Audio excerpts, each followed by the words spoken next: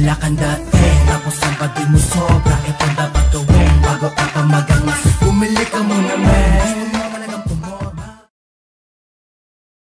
Taglagan Rap Battle League dito sa Rap and Roll Clothing, magingay! Carao Cruz ng Tournament Battle. Shoutout nga pala syempre, Rap and Roll Clothing kay Amo. Happy birthday kay Amo. Yon, salamat sa mga makangas na damit na suot namin ngayong gabi. Sa BSL Music, sa JJ Podcast, sa JMJ. Yon, supportahan natin Husay Clothing. Saka sa J8 Summit, yon. Sa kanan ko, galing pa ng Quezon Province, magingay para kay Lilden. Yon.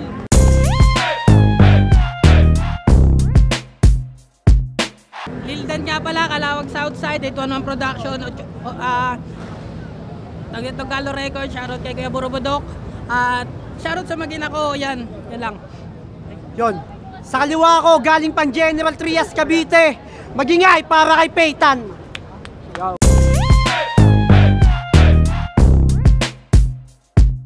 Peytan nga pala, Indio 2.0, MC South, Rapture Rap Battle League, Tulig Salitaan, Ingay Likha, at salamat sa Rap and Roll. Yon, salamat ulit, happy birthday ulit, Amo. Nanalo ng toss coin si Peytan, piniling mauna. Si Lilden, unang banat kay Lilden, tahimik lang. Respect na si Judge. Game! Matibay ka daw mag-construct. Yun, ang sabi ng iba.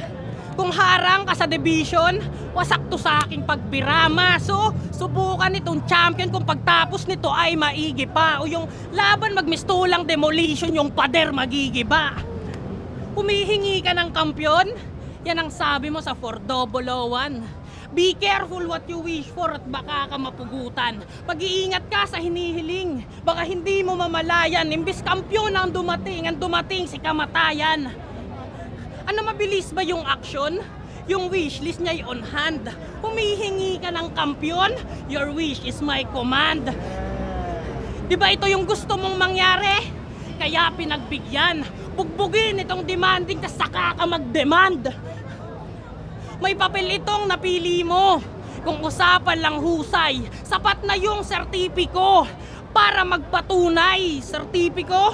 Patunay? Talaga ka ha?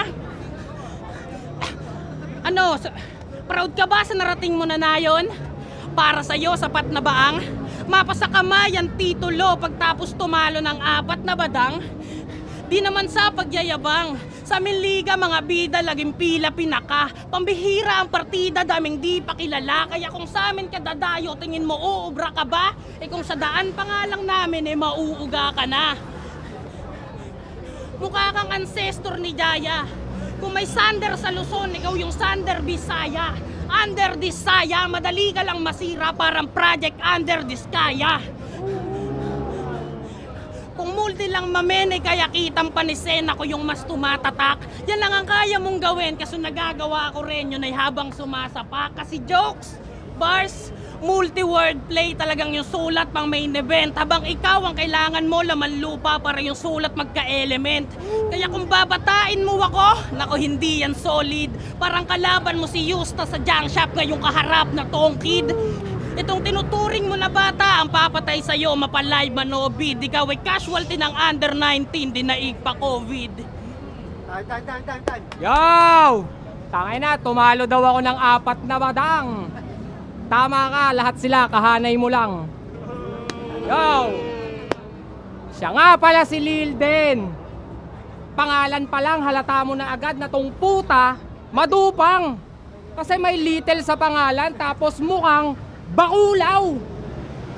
Tangina, hayop ka nung una, akala ko flip-top MC siya. Kaso bakit ka ako parang galing sa dilim? Kasi tignan nyo naman, oh, mukha siyang husking maitim. Tarasa mo? Daig mo pa kawawa par. Ganto itsura ni Husky nung wala pang farm. Tapos yung kulay pa ng balat ng itim, kakulay ng balat ng bagitong Arabo. Di ka napuputi kahit maligo maghapon o maghilod ka gago. Lahat ng nakakakita sa'yo, animoy kabado kasi daig mo pa maligno sa kanto sa sobrang itim na pagkakamalan kang anino ng tao. Kasi ang kapal ng libag mo, Hindi yan kasing nipis ng paper lang, Earth. Pag tinitignan ka sa X-ray, yung balat mo parang layer ng Earth. Masahol ka pa sa puwet ng kaldero kung tutuusin. Oo, that's right. Kasi di na yan puputi kahit kuskusin ng Scotch Brite. Ba't di mo na lang kasi aminin na may lahi kang niga? Kasi bilang Pilipino, yung kulay mo, di yan normal par. Naaalala ko tuloy sa'yo yung kabataan nila Draymond Green at Norman Black. Tapos pag nasa dilim ka, kung di ka pangingiti, walang makakakita sa'yo, putang ina ka. Pero at least alam nila na yun tunay na ikaw nga. Kasi ngipin na nga lang yung nakikita sa'yo, puta madilaw pa. Trademark mo yan, tangina, walang sipi-sipilyo, puta, nice trip. Nagiging kahawig mo tuloy yung iyaking nigang nakalaban ni Kuya Mike Swift. Siyempre, bukod doon, pati yung estilo niya, negrong-negro. Baril-barilan, tas wordplay, kala mo talaga ang henyo-henyo. Pag nag-i-spit, pagento-gento, tas dire-diretso, walang preno-preno. Gun bars, tapos yung punchline niya, nagyeyelo. Bobo ka ba? Gun bars ka, tas ikukonekta mo sa yelo? My God! Akala mo ata yung pagko-construct katulad lang ng sa Minecraft. Mongoloid ang puta, dapat sa Royal Rumble ka naka-line up. Dapat ikaw na lang yung pumalit kay Nadroj. Total parehas naman kayong dalawa na abnoy. Sulat mo pang tanga rin kaya nakakaawa ka, boy. Hindi ka na rin gagaling kahit maka 100 battle ka pa kagaya ni Makoy. Tapos yung laban nyo ni RX Ben sa Rapture, puta, sobrang boring. Sa sobrang boring, naisip ko nga na pag babatukan na o pag kakaltukan nga to, kasi mas nakaka-enjoy papanoorin sa inyo yung nagkakantutang aso. Tangina kasi mga banat nyo, panay generic, di kayo nagkakatamaan. Apakababano. Para kayong nagsasapakan ng walang mga kamao. Kaya ibahin mo ko dyan sa mga nakaharap mo kasi solido palagi mga dala ko. Sa daming punches ko na baon, kaya kong lagyan ng pasayang buong katawan mo. At debut ko lang to sa laglagan, oo, pero di tayo magka-match pare kasi isa ka lang, weak at may mahinang energy, pabidang fake MC. Kung nasa tournament lang ako, lahat ng kalaban Chuck Swift sa LMSG. At kung nagkataon, baka wala sa semis yan sila CJ at MJC.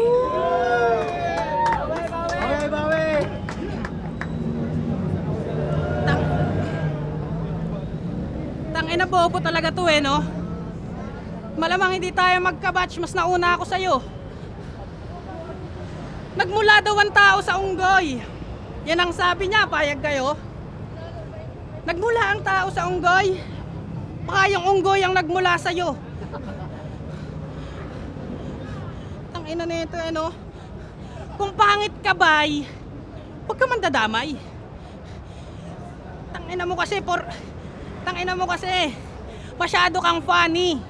Paniwalain porkit may man sa monkey baka i-spell mo pa, inuunggoy ka lang. Paris na kayo ng partner mo, talagang ibababa ko yan. Pagtapos maglaro sa baging ay kakain niya ng saging hanggang maging hype. At yung asawa mong kawangis, gusto laging labing-labing, yan yung matching type. Tangina mo no? Pero kahit na ganon, sa mga hindi nakakakilala dyan, siya nga pala si Faith. Sinaunang tao pa yan na nakatira sa cave. May nailigtas sa lahi nila. At isa to sa na-save. Ang tawag dyan ay ape. Natuto lang mag-shave. Pero kahit na ganon, wag mo sanang iisipin na ikay binuli ko. Kung usapan sulatan, tangina talagang lugi to. Tangina bobo mo mag-wordplay. At yan ay huli ko. Ganyan-ganyan yung definisyon ng wordplay, Nego G. Tangina nito. Wordplay, Nego G. Ito'y mismatch itong laban kahit sang anggulo tingnan. Para kang bulbul. Anggulo tingin mo. Kaya pangit laro tayo classic kahit anong hero gamit nagit naan dagit laman naking target sa X balik-balik parang ulti lang ni Harit. Ngayon sumabay ka naman ako, hanggang matangay ka sa dala ko. Mga linya na panay, nakamulti pa na may sunto. Kaya dama mo, pumupunit yung sakit. Sa piti mapait pa sa bitter, pakulo ko mainit sa heater. Kita malupet, mala Hitler. Kapag nainip, sa gatilyo kalabet. Pag na-trigger, ganun lang magpasabog kahit amat pa nako. Bilisan mong mamatay at may lakad pa ako. Tinapaktapakan dignidad nung inilakad pa ako. Kung kasalanan maging magaling, sorry na B, sana'y mapatawad pa ako. Yo! Taka na, dinadamay pa asawa ko nitong negrong bulaan. Palibasa, yung asawa mo mukhang punching bag, ang sarap banatan. Yo! Di ba sa motor trade ka nagtatrabaho? Tangina, tagal nyo maglabas ng ORCR mga praneng. Sira-sira na yung motor na kinuha sa kasa nyo, yung papel wala pa rin. Motor trade! Yan yung pinakawak na trader ng motor sa Pilipinas, di ba bro? Kasi tumingin ako ng unit doon, yung Mio nyo, di cambio. At halata naman na mahilig lumapag sa mga motor show tong si Bay. Oh shit! Kasi tignan nyo naman, pati yung mukha nakatay. Concept! At eto, real talk. Noong nakaraang September, dapat may battle to sa Pordoboloan. Kaso nga lang, na late kahit nakamotor naman si Gago ang galing. Patunay lang yan na bulok yung mga motor nyo dun sa motor trade at palyado pa as in. Kasi kung di bulok yon, bakit tapos na yung event bago ka dumating? Diba? Matulin pa ata e-bike doon, tangina, leche ka. Ano yan, motor trade, 150cc yung motor tapos top speed niya 20 lang. Tanginang yan. Ano, malamang sa mga banat ko naaangasan to. Ganyan ako kalupit magpaandar, pati motor company nasasagasaan ko. Pero change topic na, atin na yang palampasin. Tama na kakamotor, baka kung saan pa tayo makarating. Pero punta tayo sa lugar nila na sobrang libleb at nakakatakot. Punta tayo sa lugar nila na nakakatakot at sobrang libleb. Yung tipong di ka makakatulog ng maayos kasi mayat maya may dumidila sa yung tik-tik. Pag makikipag-inuman ka sa kanila, dapat lagi kang may pulutang dala. Kasi pag nagiinom sila, kung di pala ka, yung pulutan, daga. Nakakadiri pa kasi kahit ulam na may langaw, kinakain. Minsan nga, nadampot na lang sila ng tuta tapos isasapaw lang sa sinaing. Kadiri ang puta. Tapos yung igiba nila doon, balon. Pero mapapasabi ka na lang ng awit weirdo. Kasi bago ka makasalok sa balon, kailangan mo munang punuin ng tubig gamit gripo. Tangina, outdated yung lugar nyo. Taga sa inyo siguro si Tito Badang. Kasi bakit nyo pa sasalukin sa balon kung may gripo naman? Tapos sa battle, panay ka flow, tangina, pabibo ka lang. Paano mo ako madadaan sa flow kung simpleng paggamit nga ng gripo, hindi mo alam? Di ako nagpunta rito para magpatalo lang sa ignorante na kalaban. Lahat ng sinabi ko, karamihan totoo base sa aking kaalaman. Kaya naman tong si Gago, para sa akin, madali lang matapakan. Kahit kailan di mananalo tong ignorante pagdating sa maraming nalalaman.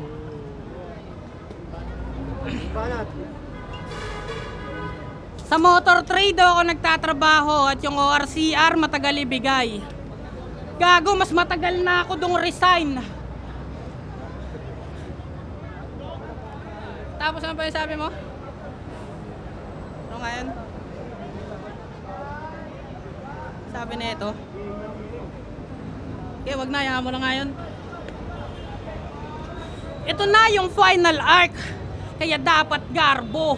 Ready to go itong aking cargo. Kaya malabong mapirata ng wawasak barko. Sige, libutin ang karagatan hanggang tumagos sa Grand Line. At nang lumutang ang katotohanan ngayong pinagtapat ng one lie. Teka, Ace?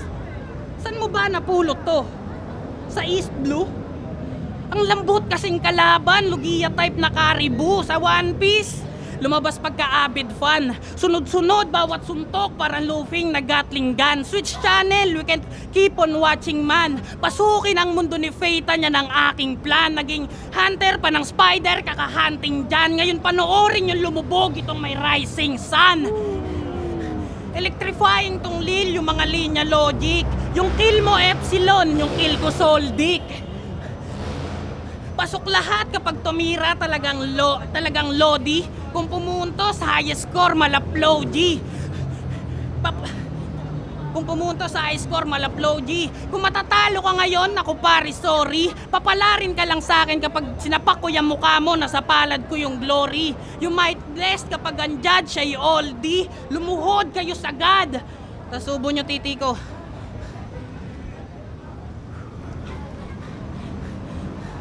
Dito?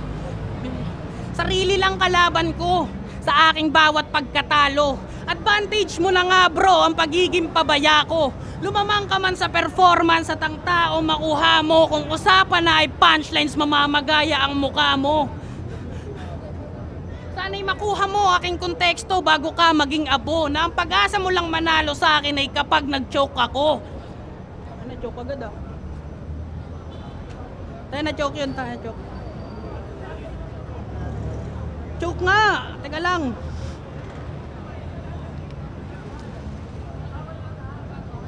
Hindi, wag na nga. Hindi yung fake choke, choke talaga yun. Hindi, wag na. Tangina ano, hindi ka pa ba nakakahalata men? Kahit sila hindi naniniwala na may pag-asa ka sa akin. Di ba taga-gentry ka? So galing ka rin sa pugad ng mga duwende. So ano pinagmamalaki mo? Na sa puno may bahay ka pre? Wordplay nego ulit. Ano, mag-aabang yan ang dadaan. Tapos kapag sa teritoryo niya tumapak, makikisindi yan ng yosi, tas aakitin niya bumatak. Magbabasketball pa yan. Pagtapos man thrift. Sabay sasayaw sa gitna before ang quarter mag-shift. Pupuporma ng malupit, pang squatter and drift. Favorite pick nito yung duster na pink. Tapos yung fit. Ang headband dito garter ng brief. Naka-jersey at ang partner ang cheap. Tupad ang warmer na binarter pa sa barker ng jeep. Tangina ano, halin mo ba ako sa tugma? Sa akin yan ay normal thing. Hindi ako maaalis nitong panggap na Constantine. Dahil kung kasalanan maging magaling, ako yung mortal sin. Tangay na. Soldik daw siya, sabi ng diputa. Soldik, porkit mukha kasing kamukha mo yung aso ni Kilua. Yo! Pinanood ko mga video nito sa Facebook. Putang ina kung ano-ano sinasabi. Nagbabanggit siya doon ng mga bagay na di magkakakonekta yung detalye. Halimbawa, sabi niya doon pag may pusang itim daw, sigurado may ban. Diba? Kung ano-ano sinasabi ni Tungaw, yan ang napapala mo, kakahipak mo ng tuklaw. Matatas ka nga magsalita, pero yung mensahe mo, ang labo, ang sahol, Brad. Parang sinabi mo na rin na yung mayabang humble cap. Kaya di ko alam ba't ba ako napapatol dyan. Ang sarap mong tiresen parang bubble wrap. Di maintindihan mga sinasabi, daig pa nagmamumble rap. Tapos kada battle, paputol-putol ka mag-spit. Di mo masabi ng diretso, kaya nasasayang lang yung mga nabuo mong script. Taga, liblib na lugar ka nga kasi ang hirap masagap na mga napili mong linya. Bukod doon mahina parang signal sa sarili mong probinsya.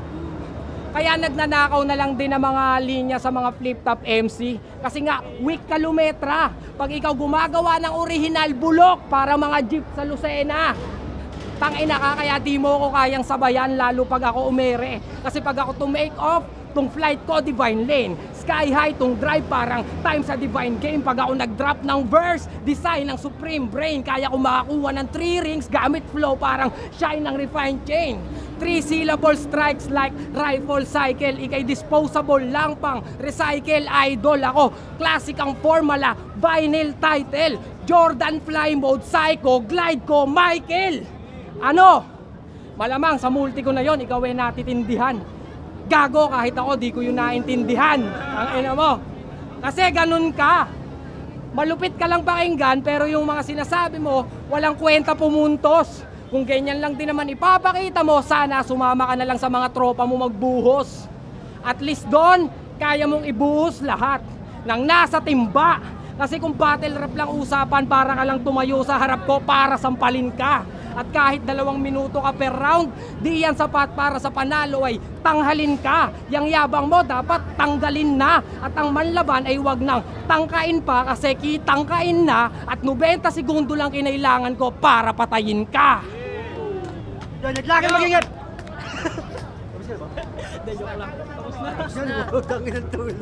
Naglagan mag-ingat para sa laban na yun, no? Carao Cruz, Lilden vs. Peytan, ang boto ng Orado, 5-0, magingay para kay Peytan, palaktakan mo dyan. Shoutout nga pala kay Esme, Tulig Salitaan, Rapture Rap Battle League, Ingay Likha, at sa Rap and Rap Clothing. Happy birthday ulit, Amo. Thank you. Yung shoutout niya muna pala sa makina ko kay sa MMNX Clothing, tapos sa Siren, Lopez Rap Battle League, yun. 3 rounds para kay Peytan. Shoutout kay Lilden. So, nag-flow, nag-bars, nag-jokes, pareha sila ng mga elements. Nagkataon lang na naunang bumanat si Lilden, tapos na-overpower lang ng mga banat ni Peytan at hindi rin nakatuon o hindi rin nakadagdag yung pag-joke ni Lilden doon sa round 3. So yun, so all 3 rounds Peytan. Yo, si Rema pala na G-Sound. Shoutouts kay Amo tsaka sa Rap and Rap Clothing. Binoto ko round 1 si Peytan. Okay naman yung reference ni Lilden nung round 1, yung construction. Kaso, di siya masyadong na-landing. Samantalang si Peytan, parang yung element ng round niya kompleto. May multi, sabay jokes, sabay nagte-technical din siya. Tapos, mas tinapos niya ng malinis yung round 1. Kaya, binigay ko sa kanya yun. Tapos, yung round 2 nila, bali parehas lang, pantay. Kay Peytan sana yun, kaso may linya siya na parang narinig ko na rin kay Jonas. Kaya mas pinili ko na lang siyang piliin ng tie. Tapos yung round 3 nila, medyo, yung fake choke kasi ni Lilden, medyo di siya masyadong lumanding. Tapos ang linis pa nung round 3 ni Peytan, mas tinapos niya ng malinis. Kaya 1 and 3 Peytan. Yon, Noe nga pala, Laglagan, Boy Verde, Rap Lines. Binoto ko round 1 and 3. Binoto ko si Peytan. Siguro binasi ko na lang yung round 1 sa linis na performance tsaka sa ganda ng ender. Napakaganda ron ng ender ni Peytan, kaya binigay ko kay Peytan yung round 2. Yun yung round na binigay ko kay Lilden kasi siguro mas natripan ko lang base sa akin. Sa round 3 naman, binoto ko rin si Peytan, napakalinis. Hindi pumasok yung fake choke ni Lilden. Kaya round 1, Peytan, round 2, Lilden, round 3, Peytan, Noe. Pandemonium nga pala, Senior Mapes LMA, shoutouts kay Exo Creed. So, ang boto ko si Bruce, Peytan pala. So, ang binoto ko si Peytan all 3 rounds. Pagdating sa comedy, creativity, at saka presence, tapos yun nga, preparado. Si Lilden, may mga linya siya na maganda, pero hindi consistent. Pero yun nga, binoto ko Peytan. So, binoto ko round 1, round 3 si Peytan. Mas binasi ko lang din sa performance. Kasi nag-stumble si Lilden. Kaya 1-3 Peytan.